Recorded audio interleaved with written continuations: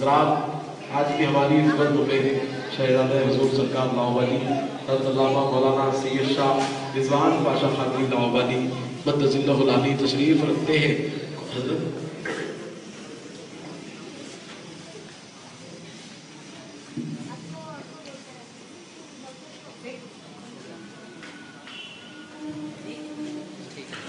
موضوع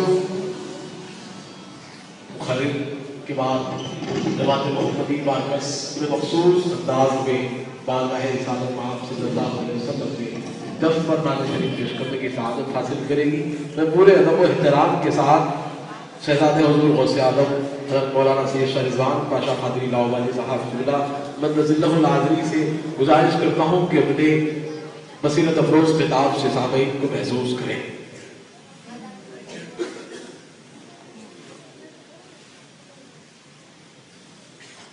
السلام علیکم ورحمۃ اللہ وبرکاتہ.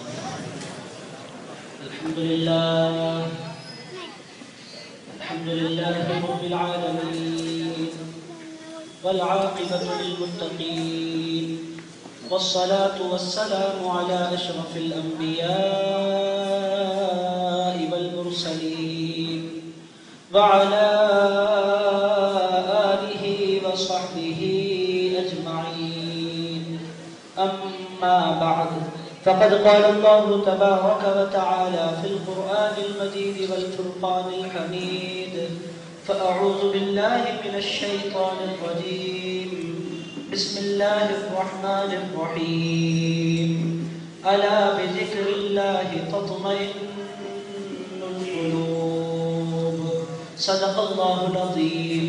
وبلغنا رسوله النبي الأمين المتين الصادق الكريم ونحن على ذلك لمن الشاهدين والشاكرين والحمد لله رب العالمين. وقال الله تبارك وتعالى في شان حبيبه ونبيه ورسوله إن الله وملائكته يصلون على النبي يا أيها الذين آمنوا صلوا عليه وسلموا تسليما. اللهم صل وسلم وبارك على سيدنا وشفيعنا وحبيبنا ونبينا ومولانا محمد بن معدن الجود والكرم منبع العلم والحلم والحكم وعلى آل سحاله ومظهر كماله سيدي ومرشدي ووسيلتي وحمايتي غوث الأعظم واسع اللطف وبحر الهمم وبارك وسلم. تیرے ہی نام سے جب ابتدا ہے تیرے ہی نام پر حد انتہا ہے. اے اللہ تیرے ہی نام سے ہر ابتدا ہے تیرے ہی نام پر ہر انتہا ہے. تیری حمد و ثنا الحمدللہ کہ تو میرے محمد کا خدا ہے. تیری حمد و ثنا الحمدللہ کہ تو میرے محمد کا خدا ہے. محمد کی محبت دین حق کی شرط اول ہے. اسی میں ہو اگر خامی تو سب کچھ نامکمل ہے. تجھ میں حور و قصور رہتے ہیں تجھ میں حور و قصور رہتے ہیں میں نے مانا ضرور رہتے ہیں. تجھ میں حور و قصور رہتے ہیں میں نے مانا ضرور رہتے ہیں. میرے دل کا طواف کر جنت میرے دل میں حضور رہتے ہیں. میرے دل کا طواف کر جنت میرے دل میں حضور رہتے ہیں. کتنی وابستہ ہے تسکین تیرے نام کے ساتھ کتنی وابستہ ہے تسکین تیرے نام کے ساتھ. نیند آ جاتی ہے کانٹوں پہ بھی آرام کے ساتھ. صلی وسلم وبارک علی سیدنا و شفیعنا و حبیبنا و نبینا و مولانا محمد وعلی آلہ و اصحابہ اجمعین. حضرت فخر دکن عم محترم مولانا سید شاہ اولیاء حسین مرتضیٰ پاشا قادری صاحب علت دام برکاتہ القدسیہ، جناب محترم اسد ثنائی صاحب، محترم مولانا محبوب عالم شفیق قادری صاحب اور اسٹیج پر تشریف فرما سادت اکرام مشایخ نظام اور حضور پاک صلی اللہ تعالیٰ علیہ وسلم کے بندہ اور محترم حاضرین و سامعین اکرام، رسول پاک صلی اللہ تعالیٰ علیہ وسلم کا ذکر کرنے، آقا کائنات صلی اللہ تعالیٰ علیہ وسلم کی نعت سننے، حضور پاک صلی اللہ تعالیٰ علیہ وسلم کا چرچا کرنے کے لیے یہاں آپ کو بلایا گیا ہے اور واقعی یہ محفل بڑی پرنور ہے اور مبارک ہے، اس واسطے کہ ساری دنیا 2012 کا استقبال کر رہی ہے، ساری دنیا میں جشن منائے جاتے ہیں، شرابوں کی محفلیں جاری ہیں، لوگ ناچ رہے ہیں، گا رہے ہیں، پٹاخے جلا رہے ہیں، نہ جانے کیا کیا کر رہے ہیں، 2012 کا استقبال کیا جا رہا ہے۔ مگر دوستوں میں آپ کو مبارکباد پیش کرتا ہوں کہ آپ 2012 کا استقبال کر رہے ہیں تو بھی حضور پاک علیہ السلام کے نام کے ساتھ آقائے کائنات صلی اللہ تعالیٰ علیہ وسلم کے ذکر کے ساتھ کیسے وہ سال مبارک نہیں ہوگا جس میں حضور پاک علیہ السلام کا نام لے لیا جائے گا۔ وہ سال باقی لوگوں کے لیے مبارکبادی کا پروانہ بن کر آئے گا جو لوگ حضور کو یاد کرنے کے لیے جمع ہیں۔ اب میں 4 باتیں کہ عرض کروں، یہاں آپ نے سنا کہ حضور خواجہ سلطان خواجہ غریب نواز کی منقبت سنائی گئی۔ حاضرین کرام، لوگ کہہ رہے ہیں، دنیا کہہ رہی ہے کہ 2012 آفتوں کا سال ہے، زلزلوں کا سال ہے، فتنوں کا سال ہے، مصیبتوں کا سال ہے۔ باضابطہ اس پر پکچریں بنائی جا رہی ہیں، چار مینار کے رہا ہے، قطب مینار اڑ رہا ہے، نہ جانے کیا کیا بتایا جا رہا ہے، لوگوں کو ڈرایا جا رہا ہے کہ 2012 میں ہم مر جائیں گے، قیامت آ جائے گی، یہ ہو جائے گا، وہ ہو جائے گا۔ مگر حاضرین کرام، میں آپ کو کہنا چاہتا ہوں کہ آپ کی ہماری زندگیوں کا سب سے زیادہ یادگار سال 2012 ہوگا۔ آپ کے ذہن میں سوال رہا ہوگا کہ 2011 آپ کے لیے اور ہمارے لیے یادگار کیوں ہے؟ حاضرین کرام، ہندوستان میں بسنے والے ہر مسلمان کے لیے اور اولیاء اکرام سے عقیدت رکھنے والے اولیاء اکرام کے ہر عاشق کے لیے 2012 ان کی زندگیوں کا ایک یادگار سال، ایک مبارکباد والا سال، ایک برکتوں والا سال ہوگا۔ اب سوال یہ پیدا ہوتا ہے کہ کیوں کہہ رہا ہوں؟ حاضرین کرام، اس کا جواب بھی آپ نے محمد میں سماعت فرمایا۔ خواجہ خواجگان سلطان الہند خواجہ غریب نواز کا 800 سالہ عرس 2012 میں منایا گیا۔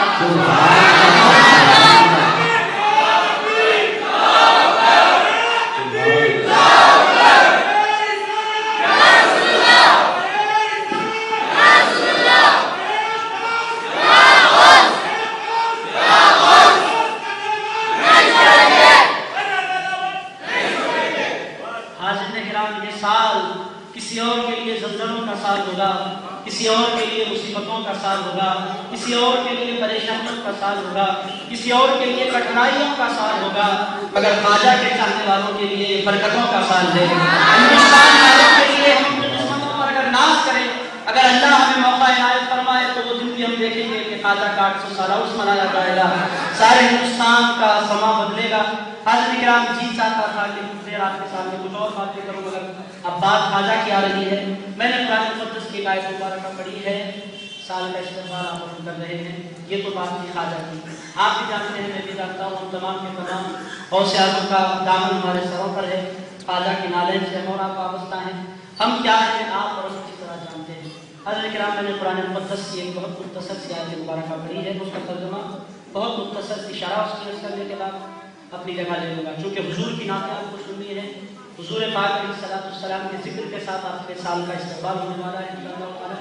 وہ سلسلہ جاری رہے گا، یہ بیچ میں رکاوٹ کوئی اچھی رکاوٹ نہیں ہے، مگر چونکہ خواہش کی گئی تھی اور فلاحی تنظیم علماء مصطفیٰ کے حضرات نے بہت خواہش کی کہ میں حاضر ہو جاؤں، تو کچھ دیر کے لیے آپ کے درمیان میں حاضر ہوں، زیادہ وقت آپ کا نہیں ہوگا۔ حضور کی ثناء کے ساتھ آپ کی رات گزرے گی۔ آیت مبارکہ جو میں نے پڑھی ہے، اس میں اللہ تعالیٰ ارشاد فرماتا ہے، اللہ آگاہ ہو جاؤ، یقین کر لو، اطمینان کر لو، اور اس بات پر پکا یقین حاصل کر لو، بذکر اللہ، اللہ کی یاد سے تطمئن القلوب، دلوں کو اطمینان ملتا ہے۔ اللہ پاک ارشاد فرماتا ہے کہ اب 2012 آنے والا ہے، 2013 بھی آئے گا۔ حاضرین کرام، ہماری زندگیوں میں سال گزرتے جائیں گے۔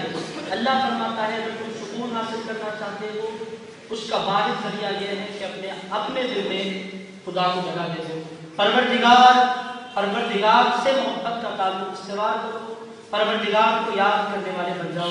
حضرت کرام، آپ دیکھ رہے ہیں دنیا سکون حاصل کرنا چاہتی ہے، بعض لوگ سمجھتے ہیں کہ دولت اکٹھا کر لینے سے سکون حاصل ہو جاتا ہے۔ میں آپ کی خدمت میں رکھوں کہ دولت کے انبار اکٹھا کر لینے کے باوجود عالیشان بنگلے ہیں، زبردست اے سی لگا ہوا ہے، اولاد بھی ہے، گاڑیاں بھی ہیں، بنگلے بھی ہیں، مگر سونے کے لیے نیند کی گولیاں کھانے پر انسان مجبور ہے۔ دوسری طرف ایک ایسا انسان بھی ہے جو پروردگار کا چاہنے والا ہے، سردی میں روڈ پر اخبار بچھا کر آرام سے سو رہا ہے۔ حضرت کرام، پتہ کیا چل رہا ہے کہ سکون کا تعلق دولت کے اکٹھا کر لینے میں نہیں ہے، سکون کا تعلق عزت حاصل کر لینے میں نہیں ہے، سکون کا تعلق شہرت سے نہیں ہے، سکون کا تعلق پروردگار کی یاد سے ہے۔ خواجہ ماجرا ہندوستان آئے، غوث العظم دستگیر نے اسلام کا پرچم بلند کیا، کیا تھا ان کے پاس، وہ کیا دولت تھی جس نے لوگوں کو متاثر کیا؟ دوستو یاد الہی کی دولت، پروردگار کی یاد ان کے دل و دماغ میں رچی بسی تھی۔ حاضرین کرام، ہم اور آپ اس یاد سے محروم ہیں۔ میں آپ کی خدمت میں عرض یہ کرنا چاہتا ہوں کہ اب تک جو ہوا 2011 میں آپ ذرا غور فرمائیں کہ کتنے ہمارے لوگ ایسے تھے جو ہمارے ساتھ تھے مگر آج آپ کے ساتھ اور ہمارے ساتھ نہیں ہیں، وہ ہمیں چھوڑ کر چلے گئے ہیں۔ حاضرین کرام، یہ دنیا بے وفا ہے جو کہ کبھی بھی کسی کا بھی ساتھ چھوڑ سکتی ہے۔ میں آپ کی خدمت پر یہی کرنا چاہوں گا کہ اس دنیا سے دل لگانے کے بجائے اس دنیا کے بنانے والے سے دل لگا لیجیے۔ حاضرین کرام، دنیا والے آپ کا ساتھ چھوڑ سکتے ہیں، دنیا کے حالات بدل سکتے ہیں، دنیا والے اپنا رخ بدل سکتے ہیں، ان کے تیور بدلے جا سکتے ہیں، مگر دوستو اگر آپ اپنا تعلق اپنے مولا سے استوار کریں، رہتی دنیا تک آپ کی محبت جاویداں ہو جائے گی۔ حاضرین کرام، اسی لیے پیغام ہے کہ الا بذکر اللہ تطمئن القلوب، آگاہ ہو جاؤ کہ صرف اور صرف اللہ کے ذکر سے دل اطمینان پاتے ہیں، اس کے علاوہ کوئی اور رستہ نہیں ہے، اس کے علاوہ کوئی اور ذریعہ نہیں ہے۔ آپ لاکھ آرام کے آلات خرید لیں، سکون حاصل نہیں کر سکتے۔ آپ ایک طرف دیکھیں یہ دنیا کی دولت انبار، اتنا سب کچھ جمع کر لینے کے باوجود بھی لوگ سکون میں نہیں ہے۔ دوسری طرف اولیاء اللہ، کیا ہوتا تھا ان کے پاس، کیا ہوتا تھا، ان کی دولت کیا تھی؟ ایک حصیر ہوتی جس پر ایک چٹائی ہوتی جس پر وہ بیٹھتے، ایک چھوٹا سا کتابوں کی الماری ہوتی جس میں ان کی کتابیں پڑی ہوتی، کچھ جگ ہوتے، کچھ سامان ہوتے، کچھ نہیں ہوتا، کپڑے بھی بہت نہیں ہوتے، کپڑوں پر پیون استعمال کیے جاتے، اگر دوستو اس قدر سکون ان کے پاس پایا جاتا تھا کہ وہ نہ صرف وہ خود پرسکون رہتے تھے، جو ان کی خدمت سے حاصل ہو جاتا وہ بھی پرسکون ہو جایا کرتا تھا۔ حضرت کرام میں کیوں تھا؟ اس واسطے کہ ان لوگوں نے اپنے آپ کو اللہ کی یاد میں پسا لیا تھا، ان کے ذہن و فکر پر صرف تسبیح لے کر وہ مولا کو یاد نہیں کرتے تھے، 24 گھنٹے ان کے دل و دماغ میں مولا سمایا ہوا ہوتا تھا۔ حضرت کرام، آپ چاہتے ہیں کہ آپ بھی سکون حاصل کریں، آپ اور ہم چاہتے ہیں کہ اطمینان حاصل کریں، آپ اور ہم چاہتے ہیں کہ طمانینت حاصل کریں، آپ اور ہم چاہتے ہیں کہ ہماری زندگیوں میں راحت آ جائے، اس کا واحد ذریعہ یہ ہے کہ مولا کی یاد کو اپنے دل میں بسایا جائے، جس سے ہم اور آپ محروم ہوتے جا رہے ہیں۔ مؤذنوں کی طرف سے ہمیں بلایا جاتا ہے، ہم نہیں جاتے، پھر کیا ہے؟ پھر ہم کیسے سکون حاصل کریں گے؟ حضرت کرام، اللہ بلاتا ہے کہ آؤ آؤ، اللہ حی علی الصلاۃ، آؤ نماز کی طرف، ہم نہیں جاتے۔ اگر ہم نہیں جائیں گے اس کے بعد ہم سکون حاصل کرنے کی کوشش کریں گے، زندگی گزر جائے گی، سکون حاصل نہیں ہو سکے گا۔ آپ دیکھیں دنیا کی طرف نظر اٹھا کر، شراب پینے والے سمجھتے ہیں کہ میں شراب کا جام پی لوں گا مجھے سکون مل جائے گا، مگر دوستو ہوتا کیا ہے؟ روزانہ شراب پیتے پیتے پیتے اس کی ساری باڈی خراب ہو جاتی ہے، آخرکار وہ موت کے گھاٹ پر جاتا ہے۔ سگریٹ پینے والے سمجھتے ہیں کہ اس کے ذریعے ہمیں سکون ملے گا، گٹکا کھانے والے سمجھ رہے ہیں کہ اس کے ذریعے ہمیں سکون ملے گا، میوزک سننے والے سمجھ رہے ہیں کہ اس کے ذریعے ہمیں سکون ملے گا، گانوں کے ذریعے کوئی سکون حاصل کرنے کی کوشش کر رہا ہے، ٹی وی پروگرامز کے ذریعے کوئی سکون حاصل کرنے کی کوشش کر رہا ہے، کسی کا لگاؤ انٹرنیٹ سے ہے، مجھے سکون مل جائے۔ اللہ فرماتا ہے نادانو، یہاں سکون کہاں رکھا ہوا ہے؟ سکون تو سکون پیدا کرنے والے پروردگار کے پاس ہے، اس کی بارگاہ میں اپنا سر جھکا دو، سبحان ربی الاعلیٰ کی سزائیں بلند کرو، پھر پتہ چلے گا کہ سکون کیا ہوتا ہے، سکون کس کہتے ہیں۔ حاضرین کرام، دنیا سکون سے محروم ہے، واحد ذریعہ ہے پروردگار کو یاد کیا جائے۔ جب بندہ اس کو یاد کرتا ہے، جب بندہ اس کا ذکر کرتا ہے، جب بندے کے ذہن و دماغ میں وہ سما جاتا ہے، تو پھر ہوتا یہ ہے جیسا کہ میں نے ابتدائی تقریر میں کہا کہ کتنی تسکین ہے وابستہ تیرے نام کے ساتھ، نیند آ جاتی ہے کانٹوں پہ بھی آرام کے ساتھ۔ حاضرین کرام، لاکھ ٹینشنز ہو، اگر بندے کا تعلق اپنے مولا سے استوار ہو جائے تو پھر لاکھ کٹھنائیاں ہوں وہ مسکراتا رہتا ہے، کبھی غمزدہ نہیں ہوتا۔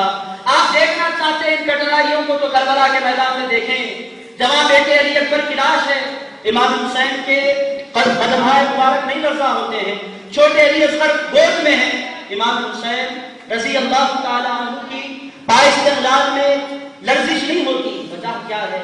تطمئن القلوب، اللہ کی یاد ان کے دل میں بسی ہوئی ہے۔ حضرات، ہماری تمام اولیاء اللہ، تمام اصفیاء، تمام صلحاء، ان تمام کی زندگیاں وابستہ تھیں پروردگار کی یاد سے۔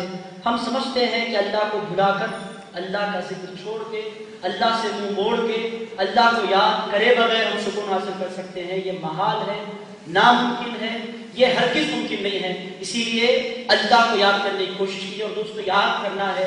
حضرت یوسف علیہ السلام کا مجھے واقعہ یاد آ رہا ہے کہ حضرت یوسف علیہ السلام بیٹھے ہوئے ہیں، عزیز مصر بنے ہوئے ہیں، بادشاہ مصر ہیں، خیرات لٹا رہے ہیں، اللہ تقسیم کیا جا رہا ہے، ہر آدمی آ رہا ہے اپنے حصے کا مال لیتے لیتے حاصل کرتا جا رہا ہے اور لوٹ رہا ہے۔ ایک آدمی آتا ہے، حضرت یوسف علیہ السلام اس کو کچھ دیتے ہیں، وہ لینے کے بعد لوٹنے سے پہلے حضرت یوسف علیہ السلام سے عرض کرتا ہے میں فلاں ہوں، تو حضرت یوسف علیہ السلام دگنا اسے عنایت فرما دیتے ہیں، وہ لے کر لوٹ جاتا ہے۔ پروردگار پوچھتا ہے اے یوسف اس قدر اس بندے پر محبت کیوں آئی، تمہارا کوئی تعلق اس سے ہے یوسف؟ تاکہ میں پوچھ رہا ہوں تاکہ دنیا کو پتہ چلے۔ تو حضرت یوسف علیہ السلام نے عرض کیا بارے الہ، میرا تعلق اس سے کچھ نہیں ہے، ہوا یہ تھا کہ جب مجھے قید کیا جانے والا تھا اور مجھ پر الزام لگایا گیا تھا گناہ کا، تو ایک چھوٹے سے بچے نے میرے پاکی کی گواہی دی تھی۔ اے پروردگار میری پاکی کی گواہی دینے والا یہی بچہ تھا جو مجھ سے مال لے کر گیا ہے۔ تو اللہ رب العزت نے فرمایا یوسف تیری پاکی جو بندہ بیان کرتا ہے تو اسے دوگنا اور دوگنا نوازتا ہے، اسے جب نوازتا ہے تو ان لمٹ تو اسے نوازتا ہے، کوئی سوچ سمجھ کر تو نہیں لیتا، بے انتہا نوازتا ہے۔ اے یوسف سنو، جو تمہاری پاکی بیان کرتا ہے تم اسے نوازتے ہو، جو سبحان ربی الاعلیٰ کہہ کر میری پاکی بیان کرے گا میں اسے نوازا کروں گا۔ نعرہ تکبیر، نعرہ رسالت، نعرہ رسالت۔ کبھی ہم نے نب نکالنے کی کوشش بھی کی، کبھی ہم نے پاکیزگی بیان کرنے کا جذبہ بھی پیدا کیا، اور دوستو قربان جائیں حضور پاک علیہ الصلوۃ والسلام کے نالین پر۔ نماز کے بعد بندہ عرض کرتا ہے سبحان اللہ، اللہ پاک ہے، مگر جب اللہ رب العزت کے حضور سجدہ ریز ہو جاتا ہے تو حضور فرماتے ہیں یہ مت کہو سبحان اللہ، یہ کہو سبحان ربی الاعلیٰ۔ اس کا مطلب یہ ہوتا ہے میرا رب پاک ہے، میرا پروردگار پاک ہے۔ میرے بندو اب تمہاری جبین پروردگار کی بارگاہ میں جھک گئی ہے، ایسی بارگاہ میں تم نے اپنا سر جھکا لیا ہے کہ جو یہاں جھک جاتا ہے اس کے سر کو ہمیشہ کے لیے بلند کر دیا جاتا ہے۔ کرام الا بذکر اللہ تطمئن القلوب، اللہ کی یاد کے علاوہ، اس کے ذکر کے علاوہ، اس کو بھول کر کبھی کوئی بندہ ترقی اور کبھی کوئی بندہ بلندی حاصل نہیں کر سکتا۔ امام غزالی علیہ رحمۃ الرضوان اس آیت مبارکہ کی شرح میں احیاء علوم الدین میں کافی عرض فرماتے ہیں کہ ایک قصائی تھا، قصاب تھا، گوشت بنایا کرتا تھا، گوشت کاٹا کرتا تھا، اپنی دکان پر بیٹھا رہتا تھا۔ اس کے پڑوس میں ایک خاتون تھی جو گھر میں کام کرنے کے لیے آیا کرتی تھی، بہت خوبصورت۔ اب یہ نوجوان وہ خوبصورت نظریں ملا کرتی، ایک مرتبہ اس نے دیکھا کہ وہ ایک کہہ سکتے ہیں بیگ اٹھا کر شہر کے باہر جا رہی ہے۔ اس نے جو ہی یہ منظر دیکھا اپنی دکان چھوڑی، اس کے پیچھے ہو لیا، جاتا رہا۔ جب وہ شہر کی آبادیوں کو چھوڑ کر بہت آگے نکل گئی، جب اس نے محسوس کیا کہ اب یہاں کوئی دیکھنے والا نہیں ہے، سیدھے اس کے پاس پہنچ گیا، پہنچ کر اپنی محبت کی باتیں کرنے لگا اور اپنی محبت کا اظہار کرنے لگا۔ اس لڑکی نے، اس خاتون نے کہا تم جو کچھ کہنا چاہتے ہو یہ درست ہے، یہ تمہاری باتیں میں سب مانتی ہوں، مگر ایک بات سنو، تمہیں اور مجھے اس وقت اللہ دیکھ رہا ہے، اگر تم اللہ کے خوف سے اس کو یاد کر کے مجھے چھوڑ دو تو میں انشاءاللہ تعالیٰ آگے تم جو بولے وہ کروں گی، مگر جنگل میں غیر محرموں کا ملنا یہ درست نہیں ہے، میں تمہیں اللہ کا واسطہ دیتی ہوں، مجھے چھوڑ دو۔ جو ہی اللہ کا نام اس نے لیا، یہ ارشاد فرماتے ہیں امام غزالی کہ اس نے اسے چھوڑ دیا۔ تشریف لانے لگے، راستے میں آ رہے ہیں، دھوپ بہت زیادہ تھی، بنی اسرائیل کا ایک نیک بندہ ایک ولی بیٹھا ہوا تھا، جھاڑ کے سائے میں بیٹھا ہوا تھا۔ اس نے کہا میں جانا چاہتا ہوں شہر، مگر دھوپ بہت زیادہ ہے، ایک کام کرتے ہیں تم دعا مانگو، میں آمین کہتا ہوں اللہ ہم پر بادلوں کا سایہ کر دے۔ تو اس قصائی نے کہا میں گناہگار، میں کیسے دعا مانگوں، آپ ایک کام کریں، آپ دعا مانگیے، میں آپ کے ساتھ آمین بولوں گا۔ ارشاد فرمانے لگے نہیں، کہنے لگے میری دعا، میری گزارش آپ قبول کیجیے۔ وہ اللہ کے ولی نے دعا مانگی اور یہ قصاب نے اس کے ساتھ آمین کہا۔ اب کیا ہوا، ان لوگوں کی دعا ختم بھی نہیں ہونے پائی تھی کہ بادلوں نے سایہ کر لیا۔ امام غزالی فرماتے ہیں یہ دونوں بادل کے اس سائے میں چلنے لگے، چلتے چلتے شہر کے جب قریب پہنچے دونوں کے راستے جدا ہونے لگے۔ اب دونوں جدا ہو رہے ہیں، بادل کا ٹکڑا ایک ہے، اب یہ سمجھ رہا ہے ہے قصائی کے بادل یقینی طور پر اللہ کے ولی کے ساتھ جائے گا، اس کے واسطے آیا تھا، میرے واسطے کیا ہوگا، یہ سوچ رہا ہے۔ ارشاد فرماتے ہیں جب اللہ کا ولی اپنا رستہ لیتا ہے، میں اپنا رستہ لیتا ہوں، تو قصائی کہتا ہے بادل بجائے ولی کے ساتھ جانے کے میرے ساتھ ہو گیا۔ اس اللہ کے بنی اسرائیل کے ولی نے کہا تم تو کہتے تھے تم گناہگار ہو، تم تو کہتے تھے تم خطاکار ہو، تم تو کہتے تھے تمہاری عبادتوں میں کوئی لذت نہیں ہے، میں یہ کیا دیکھ رہا ہوں کہ بادل میرا ساتھ چھوڑ کر تمہارے پیچھے چلے جا رہا ہے۔ تو اس بندے نے کہا میں نے زندگی میں کوئی عبادت نہیں کی، تنہائی میں اللہ سے ڈر کر میں نے اپنے آپ کو گناہ سے روک لیا ہے، شاید اس گناہ سے رک جانے کے سبب، اللہ کو یاد کرنے کے سبب اللہ نے مجھے اپنا محبوب بنا دیا ہے۔ اللہ اس قدر محبت فرماتا ہے اپنے بندوں سے، بے پناہ محبت ہے اللہ کو اپنے بندوں سے۔ اللہ رب العزت چاہتا ہے کہ آپ اسے پکاریں، اللہ چاہتا ہے کہ آپ اس کا ذکر کریں، اور آپ کو کہتا ہے، پچھلی امتوں کو کہتا ہے جو ارشاد فرمایا یا بنی اسرائیل اذکروا نعمتی، اے بنی اسرائیل میری نعمتوں کو یاد کرو۔ بنی یعقوب کو کہا میری نعمتوں کو یاد کرو، آل یوسف کو کہا میری نعمتوں کو یاد کرو، آل یعقوب کو کہا میری نعمتوں کو یاد کرو، آل موسیٰ سے مخاطب ہو کر ارشاد فرمایا میری نعمتوں کو یاد کرو۔ مگر جب امت مصطفی کی باری آئی، آقا کے غلاموں کی باری آئی، اللہ نے یہ نہیں فرمایا میری نعمتوں کو یاد کرو، اے میرے مصطفیٰ کے غلاموں تم ایک پوزیشن پر پہنچ چکے ہو، میرے محبوب کا دامن تمہارے ہاتھوں میں آ گیا ہے، میں یہ نہیں بولوں گا میری نعمتوں کو یاد کرو، بس تمہارا مقام یہ ہے کہ تم مجھے یاد کیا کرو، تم میرا ذکر کیا کرو، تم میرا چرچا کیا کرو، میں تمہاری یاد کا انتظار کر رہا ہوں۔ اگر دوستو وہ کہتا ہے فذکرونی، ہم کہتے ہیں لا نذکر، اے مولا ہم تجھے یاد کرنا نہیں چاہتے۔ وہ کہتا ہے میرے بندو، حضور پاک علیہ السلام ارشاد فرماتے ہیں جب رات ہوتی ہے تو مولا اپنے ہاتھ پھیلا دیتا ہے، اے کوئی مانگنے والا، مگر کوئی نہیں ہوتا جو اس کو صدا دے۔ حضور فرماتے ہیں جب شام ہوتی ہے تو صبح تک پروردگار سزائیں دیتا رہتا ہے کوئی مانگنے والا، ہے کوئی گناہگار جس نے دل میں گناہ کیا، آئے میری بارگاہ میں رجوع کرے، اس کی توبہ قبول کرنے کے لیے تیار ہوں۔ حضور فرماتے ہیں کہ جب جوئی دن نکلتا ہے پھر یبسط یدہ بالنہار، حضور فرماتے ہیں مسلم شریف کی حدیث ہے، حضور فرماتے ہیں پھر اللہ اپنے ہاتھ پھیلا دیتا ہے۔ صحابہ نے پوچھا کیوں؟ ارشاد فرمایا اس واسطے کہ شاید جس بندے نے رات میں گناہ کیا ہے وہ دن میں اللہ کی بارگاہ میں رجوع کر لے۔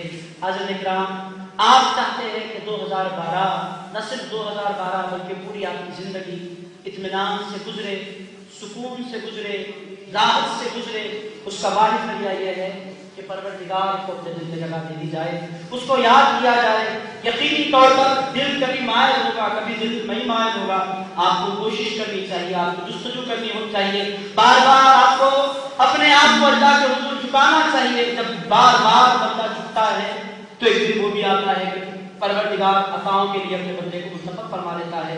کسی امیر کے دروازے پر آپ روزانہ 5 مرتبہ جائیں تو وہ آپ کو 1 مرتبہ 2 مرتبہ خالی لوٹائے گا، تیسری مرتبہ خالی نہیں لوٹائے گا۔ اب ایک گناہگار بندہ اپنے مولا کے حضور 5 بار جا کر اس کی پاکی کا بیان کرے، اس کا ذکر کرے، تو یہ کیسے ممکن ہے کہ پروردگار اس بندے کو خالی لوٹا دے؟ تو حضرت اکرام سکون، میں آپ کی خدمت میں یہ کرنا چاہتا ہوں، اچھا کھا لینے، بہترین پہن لینے، عالیشان گاڑیاں اکٹھا کر لینے، دولت کے انبار جمع کر لینے میں سکون نہیں ہے۔ سکون ہے تو پروردگار کی یاد میں ہے، جب وہ سما جاتا ہے کسی کے خیال میں تو پھر کوئی اور اچھا نہیں دکھتا۔ جب بندہ اپنے آپ کو اپنے مولا کے حوالے کر دیتا ہے تو پھر اس کی زندگی جنت۔ میں آپ کی خدمت میں حضرت امام احمد بن حنبل رحمہ اللہ تعالیٰ کو قید میں ڈالا جا رہا ہے اور حضرت امام احمد بن حنبل کے لبوں پر مسکراہٹ ہے۔ منصور نے پوچھا قید میں جا رہے ہو، جیل میں جا رہے ہو، مسکرا کیوں رہے ہو؟ مسکرانے کا کوئی ریزن تو مجھے نظر نہیں آتا، قید میں جانے والا تو روتا ہے، آنسو بہاتا ہے، اے احمد بن حنبل مسکرا کیوں رہے ہو؟ ارشاد فرمانے لگے تم مجھے قید میں تو ڈال رہے ہو مگر میرے دل سے پروردگار کی یاد تم کیسے نکالو گے؟ جب میں اس کا نام لے لیتا ہوں تو وہی مقام میرے لیے جنت بنا دیا جاتا ہے۔ یہ ہے پروردگار کی یاد، یہ ہے پروردگار کا ذکر، یہی وہ جذبہ ہے جو انسان کو عروج بخشتا ہے، یہی وہ جذبہ ہے جو انسان کو ترقی عطا کرتا ہے۔ حضرت عمر فاروق رضی اللہ تعالیٰ عنہ کا دور ہے، کیا ہوتا ہے، ایک نوجوان ہے، ایک لڑکی کا عاشق ہو گیا اور آ کر کہنے لگا میں تم سے محبت کرتا ہوں فلاں فلاں۔ اس لڑکی نے کہا ایک کام کرو، 8 دن 40 نمازیں حضرت عمر فاروق رضی اللہ تعالیٰ عنہ کے پیچھے پڑھ لو، یہ میری چھوٹی سی شرط ہے، تم اسے پوری کر لینا، اس کے بعد تمہاری خواہش میں پوری کروں گی۔ یہ 8 دن اس کے پیچھے نماز پڑھو بس آ جاؤ۔ کیا ہوتا ہے؟ حضرت عمر فاروق پریشان ہے کہ روز ایک نوجوان اقامت سے پہلے پہلی صف میں موجود ہے، پوری محبتوں کے ساتھ نماز ادا کر رہا ہے۔ حضرت عمر فاروق رضی اللہ تعالیٰ عنہ سوچنے لگے کس قدر پاک ذات یہ نوجوان ہے، کیا اس کا جذبہ ہے، کیسی اس کی عبادت ہے، قربان جائیں اس کے جذبے پر۔ پابندی کے ساتھ لگاتار اکٹھا آتا ہے اور نمازیں ادا کرتا ہے۔ 8 دن گزر گئے، اسی گلی سے اس نوجوان کا گزر ہونے لگا۔ اس خاتون نے جب اس نوجوان کو دیکھا، پکار کر کہنے لگی پہلے تو میرے گھر پہ چکر لگا رہے تھے، اب نظریں جھکا کر کہاں جا رہے ہو؟ تو اس نے ارشاد فرمایا پہلے میرا معاملہ یہ تھا کہ میں نے خدا کی محبت کو جانا نہیں تھا تو تم پر فدا ہو گیا تھا، اب میرے دل میں پروردگار کی محبت بس گئی ہے، کسی اور کی طرف میری نظریں اٹھتی ہی نہیں ہے۔ یہ ہے پروردگار کی محبت کا معاملہ۔ آپ کو ہم کو اگر ہم اور آپ چاہتے ہیں کہ آنے والا سال اطمینان بخش گزرے، دوستو شیطان بہت کوشش کرے گا کہ آپ کو اور ہم کو پروردگار سے دور کر دے۔ زندگی کیوں دی گئی؟ اللہ پاک ارشاد فرماتا ہے الذی خلق الموت والحیات لیبلوکم ایکم احسن عملا۔ اللہ نے زندگی دی تو اس واسطے کہ دیکھے کہ کون اچھے عمل کر کے اپنے مولا کو راضی کر لیتا ہے۔ حضور پاک علیہ الصلوۃ والسلام ارشاد فرماتے ہیں للانسان للمرء اقلاء ثلاثہ، حضور ارشاد فرماتے ہیں انسان کے 3 دوست ہیں، واحد یتبعه الی قبض روحه، پہلا دوست وہ جو انسان کی روح قبض ہونے تک اس کے ساتھ رہے گا، والثانی یتبعه الی قبره، ارشاد فرماتے ہیں دوسرا دوست وہ جو اس کے ساتھ اس کا ساتھ قبر تک نبھائے گا۔ اس کے بعد حضور ارشاد فرماتے ہیں والثالث الذی یتبعه الی محشره، ارشاد فرماتے ہیں تیسرا دوست ہے جو انسان کے ساتھ قیامت کے میدان تک ساتھ نبھانے والا ہوگا۔ صحابہ کرام نے کیا حضور وہ پہلا دوست کون جو روح قبض ہونے تک انسان کے ساتھ رہے گا؟ حضور ارشاد فرماتے ہیں وہ پہلا دوست جو روح قبض ہونے تک انسان کے ساتھ ہوگا ہوا مالہ، ارشاد فرماتے ہیں وہ اس کا مال ہے۔ حضرت کرام روح نکلتے ہی جن محبتوں کے ساتھ آپ نے مال کمایا تھا، نمازوں کو ترک کر کے اپنے مولا کو خفا کر کے جس مال کو اکٹھا کیا تھا، پروردگار کو ناراض کر کے ناجائز ذریعوں سے جس مال کو کمایا تھا، ہوتا کیا ہے ادھر روح نکلتی ہے، بیٹے پوچھتے ہیں کہ بابا کے پیپر کہاں ہیں، کاغذات کہاں ہیں، کہاں سائن ہمیں کرنی ہے، ان پیپروں کو کیسے نکالنا ہے۔ آج نگران پہلی جستجو اولاد کی ہوتی ہے مال کے لیے، آپ نے جمع کیا اولاد کے لیے، اولاد کیا کرے گی؟ وہ مال جو آپ نے ناجائز ذریعوں سے جمع کیا کیا آپ کے کام آئے گا؟ حضور فرماتے ہیں ناجائز ذریعوں سے مال کمانا اپنی عاقبت خراب کر لینا، اور ناجائز ذریعوں سے مال اکٹھے کرنے والوں سنو، تمہارا یہ مال تمہاری روح قبض ہونے تک تمہارے ساتھ ہے، اس کے بعد تمہارا یہ مال تمہارے ساتھ نہیں آئے گا۔ جس مال کے پیچھے انسان پڑ کے نمازوں سے غافل ہو جاتا ہے، جس مال کے پیچھے انسان اپنی عاقبت خراب کر لیتا ہے، جس مال کی جستجو میں دن رات کا کرتا ہے، جس مال کو کمانے کے لیے اپنے رشتے داروں کو ناراض کرتا ہے، جس مال پر قبضہ جمانے کے لیے بھائیوں کے حق مارتا ہے، بہنوں کے گھر کاٹتا ہے، مال بنانے کے لیے حضور ارشاد فرماتے ہیں نادانو کس دوست کو تم نے اپنا دوست سمجھا؟ ادھر روح نکلی ادھر تمہارے مال کا تعلق تم سے ٹوٹ گیا۔ میں نے بہت محنتوں سے مال جمع کیا ہے، کم سے کم 1 لاکھ روپے میری خبر میں رکھ دو، نہیں رکھا جاتا۔ آج اکرام میں نے بہت محنت سے یہ کپڑے بنائے ہیں، یہ عمدہ میری شیروانیاں ہیں، یہ میرے سوٹس ہیں، کام کرو مجھے اس میں سے عمدہ سوٹ پہنا دو۔ حضور کی جانب سے جواب ملتا ہے نادان تو ننگا آیا تھا، ایک کفن تیرا لباس ہوگا، اس کے علاوہ تیرے پاس کچھ نہیں ہوگا۔ آیا تھا تو خالی ہاتھ آیا تھا، جائے گا تو خالی ہاتھ جائے گا، تیرے پاس کچھ نہیں ہوگا۔ جس مال کو کمانے کے لیے تو اپنے مولا کو ناراض کیا کرتا تھا، وہ تیرا سارا مال اسی دنیا میں دھڑا رہ جائے گا۔ حاضرین اکرام مال کا تعلق ٹوٹا، صحابہ نے کیا حضور وہ دوسرا دوست جو انسان کی قبر تک اس کا ساتھ نبھائے گا وہ کون ہے؟ حضور پاک علیہ الصلوۃ والسلام نے ارشاد فرمایا ہوا اہلہ، حضور ارشاد فرماتے ہیں وہ اس کے دوست احباب، وہ اس کے رشتہ دار، اس کے اعزا، اس کے اقارب، اس کی اولاد، یہ لوگ ساتھ نبھاتے ہیں کہاں تک؟ قبر تک۔ میت پکارتی ہے مجھے مت چھوڑ کر جاؤ، اس اندھیرے گھڑے میں مجھے مت چھوڑو، یہ اندھیرے کا گھر ہے، یہ کیڑوں کا گھر ہے، یہ مکوڑوں کا گھر ہے، یہاں کچھ نہیں ہے، تنہائی میں مجھے کہاں چھوڑے جا رہے ہو؟ حضور ارشاد فرماتے ہیں اگر انسان کو سننے کی طاقت دے دی جائے، اس قدر بھیانک چیز میت مارتی ہے کہ انسان اگر سن لے تو اسی مقام پر اس کا انتقال ہو جائے۔ نیک میت ہوتی ہے تو پکارتی ہے مجھے اپنے مولا کے پاس لے چلو، گناہگار میت ہوتی ہے تو پکارتی ہے کہاں مجھے لے جا رہے ہو، مجھے اپنے گھر میں رہنے دو، میں نہیں جانا چاہتا میرے گھر میں۔ مگر ہوتا کیا ہے، کوئی آپ کی بات سنتا نہیں ہے۔ ہوتا کیا ہے، ہوتا یہ ہے کہ چاہنے والے اپنے ہاتھوں سے مٹی ڈالتے ہیں۔ منہا خلقناکم وفیہا نعیدکم ومنہا نخرجکم تارۃ اخری۔ میرے بیٹے میں نے تجھ سے محبت کی ہے، محبت آپ نے کی ہے، مٹی ہم ڈالیں گے۔ میرے بھائی میں تجھ سے محبت کرتا ہوں، کچھ دیر میرے پاس بیٹھ جا۔ نہیں، ہماری زندگی میں ہمیں بہت سے کام پڑے ہوئے ہیں، ہم تمہارے پاس نہیں بیٹھ سکتے۔ آج میں کام دیکھیں ان تنہا مزاروں کو، وزٹ کریں، کبھی قبرستان کی طرف جائیں، ان کے حال دیکھیں، پوچھیں کوئی ہے انہیں یاد کرنے والا؟ کوئی نہیں۔ جن کے لیے آپ نے سب کچھ لٹایا وہ بھی آپ کو پلٹ کر پوچھنے والے نہیں ہیں۔ حضور فرماتے ہیں تمہارا ایک تیسرا ساتھی بھی ہے۔ صحابہ کرام نے کیا یا رسول اللہ وہ تیسرا ساتھی کون؟ حضور ارشاد فرماتے ہیں وہ عمل، وہ تمہارا عمل ہے، تمہارا پروردگار کو یاد کرنا، اس کا ذکر کرنا، اس کا چرچا کرنا، اس کی بارگاہ میں سجدے کرنا، اس کا ذکر کرنا، اس کی محبوب کی نعتیں پڑھنا، ان کے محبوب اللہ کے محبوب بندوں کے مناقب بیان کرنا۔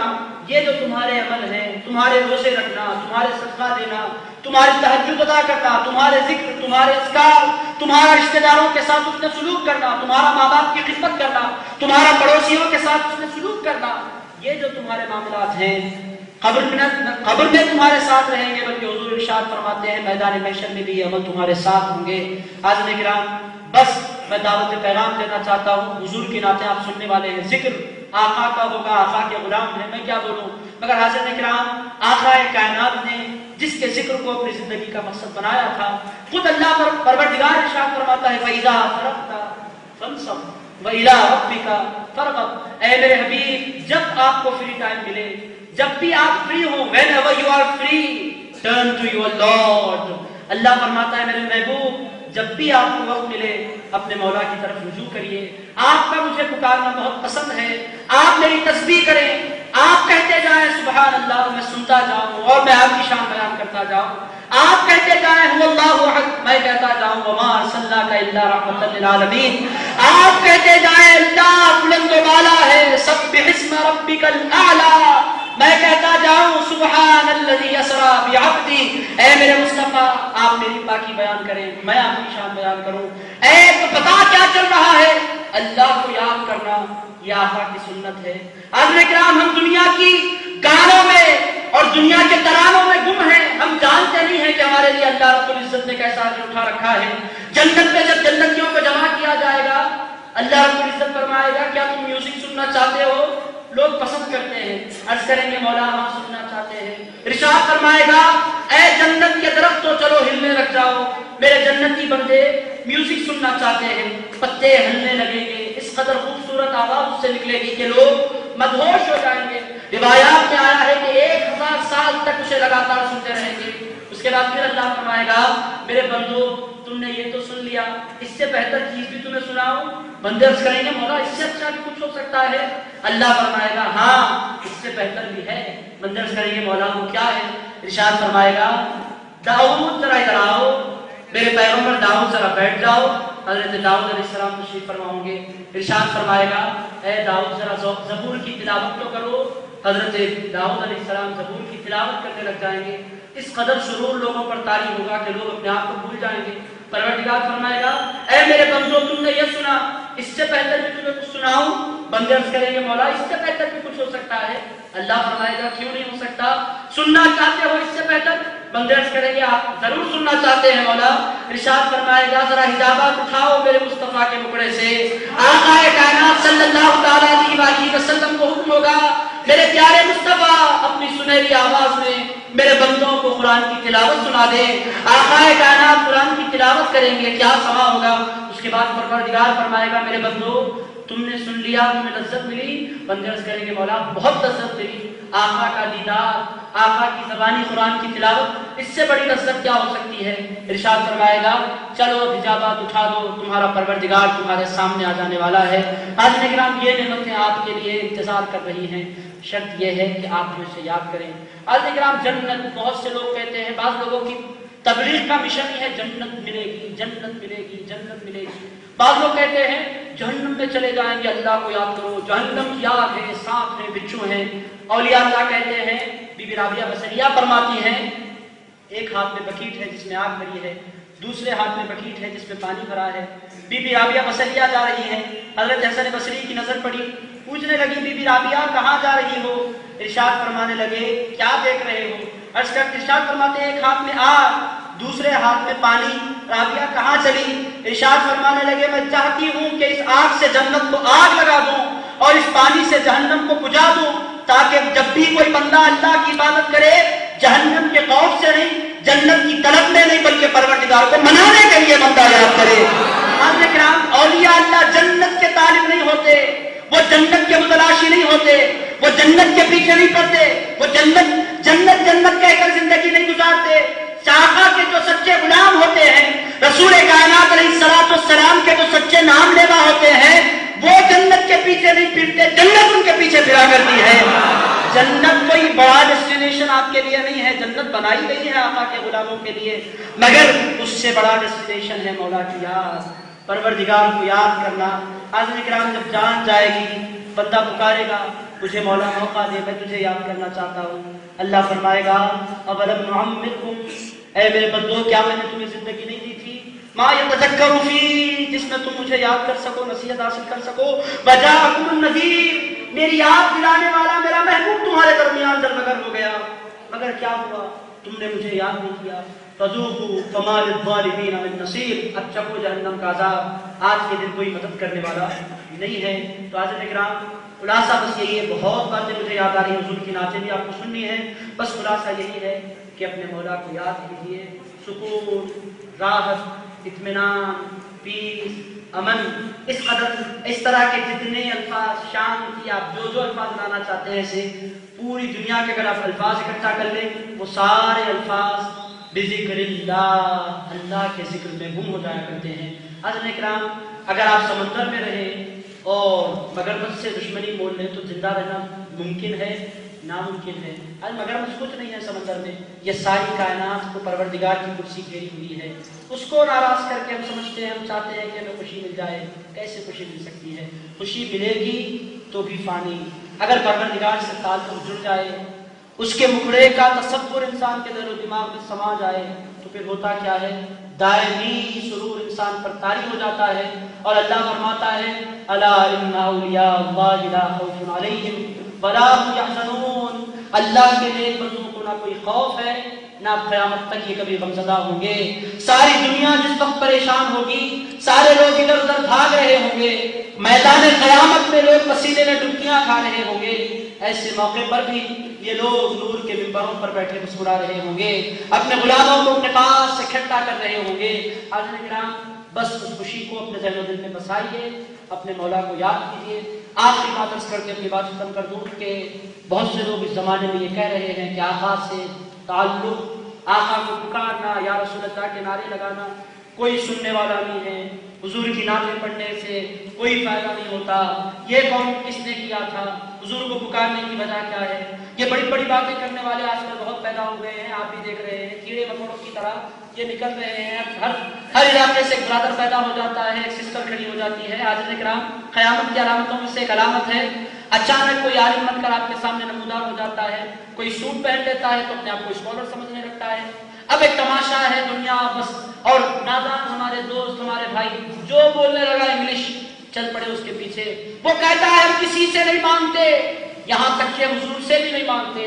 حضرت کرام کے دعوے کرنے والوں کو ہم نے دیکھا پروگرام میں کہتے ہیں ہم کسی سے نہیں مانگتے، پروگرام کے بیچ میں وقفہ آتا ہے، میرے بھائیوں میرا ایک بہت بڑا چینل چل رہا ہے، میری سیریز بن رہی ہے، میں کتابیں چھاپتا ہوں، میرا دامن پھیلا ہوا ہے، میرے دامن میں اپنی بھیک ڈال دو، اپنا صدقہ ڈال دو، آپ کی زکات پر، آپ کے فطروں پر، آپ کے صدقے پر میرا گزارا ہے۔ حاضرین کرام یہ کیا دو بولیاں ہیں؟ کہا جاتا ہے غوث اعظم سے مت مانگو، کہا جاتا ہے غریب نواز خود نہیں رہ سکتے، پھر امریکہ کے مالدار تمہاری جھولی بھر سکتے ہیں؟ غوث اعظم کے دربار میں جھولی پھیلانے کو گناہ کہنے والے، مجھے یہ بتا کہ شروانی پہن کر بڑے بڑے جیب لگا کر آنا میں نے شروانی پہن لی ہے، ذرا بھیک ڈال دو، میں بہت بڑا چینل چلا رہا ہوں، یہ دو نظری کب تک عالم اکرام ہم کہنا چاہتے ہیں تمہاری قسمت میں سعودی ریال لکھے ہوئے ہیں، امریکیوں کے ڈالر لکھے ہوئے ہیں، تم وہ مانگو. ہماری قسمت میں غوث اعظم کا فیضان لکھا ہوا ہے، وہ مانگیں گے.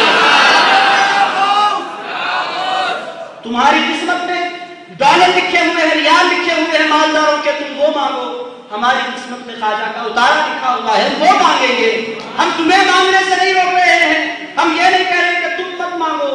تمہیں جہاں ملتا ہے تم وہاں مانگو، ہمیں جہاں ملتا ہے ہم وہاں مانگیں گے. تمہیں مالداروں کے دروں پر خیرات ملتی ہے، ہمیں مدینے میں گنبد خضرا سے خیرات ملا کرتی ہے. آقا کائنات ہمیں خیرات عطا فرمایا کرتے ہیں. اور دوستو کیا نہیں دے سکتے؟ کون نہیں دے سکتے؟ قرآن میں تیزی سے بھی بات سمجھ رہا ہوں. قرآن پڑھیں، اللہ فرماتا ہے انا اعطینا کل کوثر. 1000 بار پڑھتے ہیں سورت، کبھی غور تو کر لیتے نادانوں، کبھی غور کر لیتے.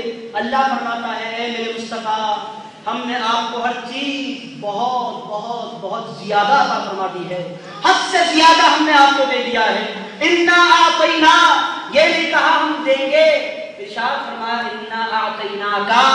اے میرے مصطفیٰ، خاتم النبیین بنا کر ہم آپ کو دنیا میں بھیجنے والے تھے، ہم نے آپ کو خالی ہاتھ نہیں بھیجا. مصطفیٰ آپ کو خزانے اللہ کے لٹانے والا بنا کر دنیا میں بھیجا ہے. انا اعطینا کل کوثر، پیارے مصطفیٰ بھیک دینے کے لیے ہم نے آپ کو بنایا ہے. ارشاد فرمایا، کیا ارشاد فرماتا ہے؟ خود حضور ارشاد فرماتے ہیں انما انا قاسم واللہ یعطی. دیوبند کی سرٹیفکیٹ پہ لکھا ہوا ہے انما انا قاسم واللہ یعطی. سرٹیفکیٹ لے لیتے ہیں، لے کر کہتے ہیں کوئی کچھ دینے والا نہیں، اللہ دیتے ہیں. حضرت کرام کون کہتا ہے کہ اللہ نہیں دیتا؟ آپ کو اگر اللہ دیتے ہیں تو پھر پبلک سے چندہ کیوں مانگ رہے ہیں؟ وہ ذریعہ ہے، پبلک ذریعہ ہے. حضرت کرام پبلک تمہارے لیے ذریعہ ہے، ہمارے آقا ہمارے لیے ذریعہ ہے. ہمارا ذریعہ تمہیں مبارک.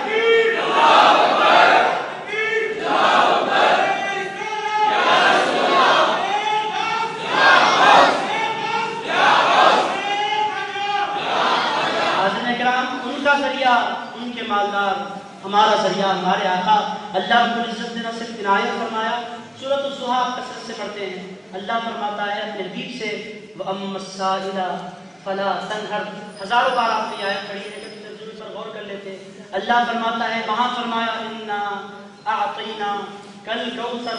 اے میرے مصطفیٰ، ہم نے ہر چیز آپ کو بے انتہا عطا فرما دی ہے، حد سے زیادہ ہر چیز ہم نے آپ کو دی.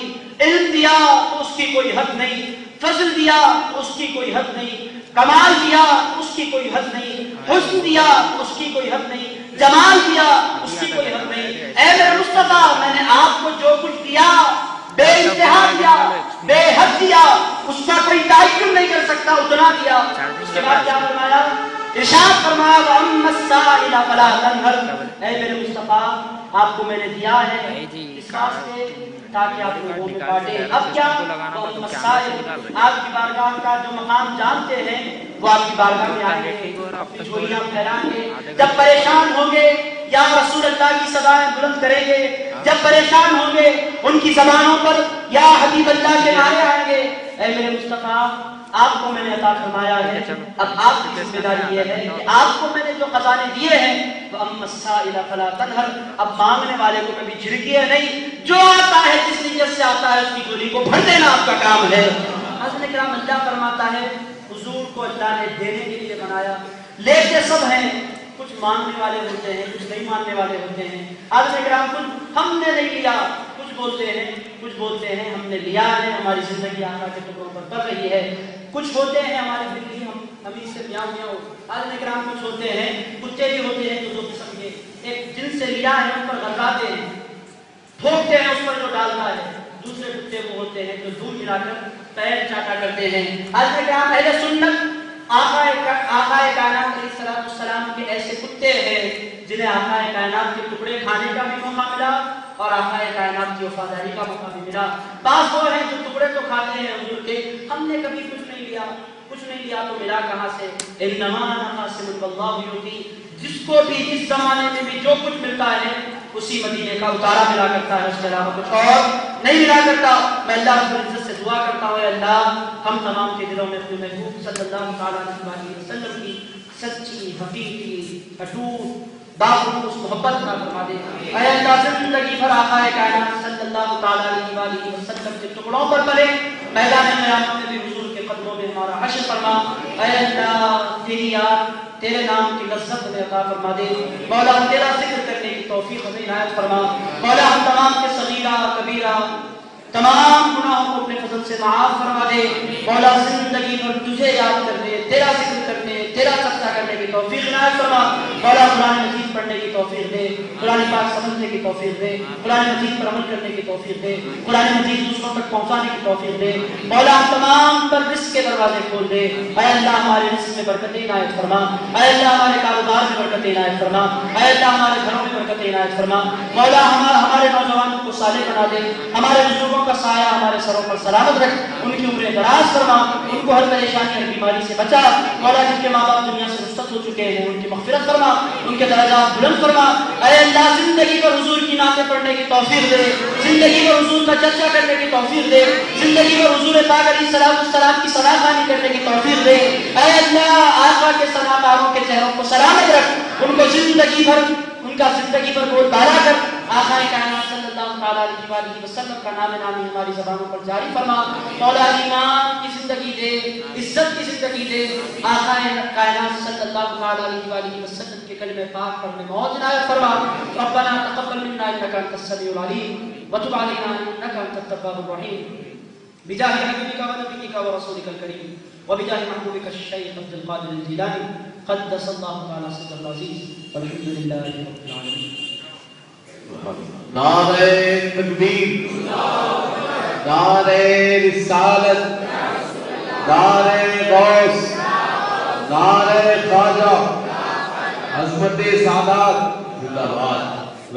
نبی آپ کے سامنے شہنشاہ خطابت حضرت اللہ مولانا سید شاہ رضوان بادشاہ خواجہ صاحب اللہ علی مختصراً اجمالی خطاب کر رہے تھے۔ حضرت سید جمیل الدین شرقی علیہ رحمۃ اور رضوان نے سال عیسوی کے مطابق 1 جنوری فتح مکہ کا دن ہوتا ہے، اس کو مد نظر رکھتے ہوئے حضرت جمیل الدین علیہ رحمۃ اور رضوان نے فرمایا ہے کہ فتح مکہ کے تصور کو جمائے دل میں، فتح مکہ کے تصور کو جمائے دل میں، جنوری 1 کو آقا کی تمنا کرنا، جنوری 1 کو آقا کی تمنا کرنا۔ حضرت نے اپنی تقریر میں ذکر کیا عذاب و ستم کے بارے میں، تو عرض کرتا ہوں کہ اے خدا پھر یہ عذاب اور ستم کس کے ہیں؟ اے خدا پھر یہ عذاب اور ستم کس کے ہیں؟ تو اس بات سے واقف ہے کہ ہم کس کے ہیں۔ اے خدا پھر یہ عذاب اور ستم کس کے ہیں؟ تو اس بات سے واقف ہے کہ ہم کس کے ہیں۔ آج جب نام نبی لکھا تو اندازہ ہوا لفظ کیوں پیدا ہوئے، لوح و قلم کس کے ہیں؟ لفظ کیوں پیدا ہوئے، لوح و قلم کس کے لیے؟ اس وقت سے میری سوچ کی اونچائی بڑھ گئی، اس وقت سے میری فکر کی گہرائی بڑھ گئی۔ نالین جب سے خواب میں دیکھے گئے آپ کے، محسوس ہو رہا ہے کہ بینائی بڑھ گئی، محسوس ہو رہا ہے کہ بینائی بڑھ گئی۔ آپ حضرات تشریح نات کے تسلیم کرتے ہیں، گزارش عرض کرتا ہوں کہ امین صوت و صدا بھی یہی کہیں ہوگا۔ داعیہ نے وقت سے توجہ کی گزارش کرتا ہوں، امین صوت و صدا بھی یہی کہیں ہوگا، شفیع روز جزا بھی یہی کہیں ہوگا۔ یہ نعت پاک حبیب خدا کی محفل ہے، مجھے یقین ہے خدا بھی یہی کہیں ہوگا، امین صوت و صدا بھی یہی کہیں ہوگا، شفیع روز جزا بھی یہی کہیں ہوگا۔ یہ نعت پاک حبیب خدا کی محفل ہے، مجھے یقین ہے خدا بھی وہی کہیں ہوگا، مجھے یقین ہے خدا بھی یہی کہیں ہوگا۔ وہ جو بندہ کے شہر انبیاء کا ہوگا، وہ جو بندہ شہر انبیاء کا ہوگا، وہ نہ بندہ کسی شاہ و گدا کا ہوگا۔ محفل نعت کو جو کھیل تماشا جانے، دیکھنا حجر میں خود اس کا تماشا ہوگا، دیکھنا حجر میں خود اس کا تماشا ہوگا۔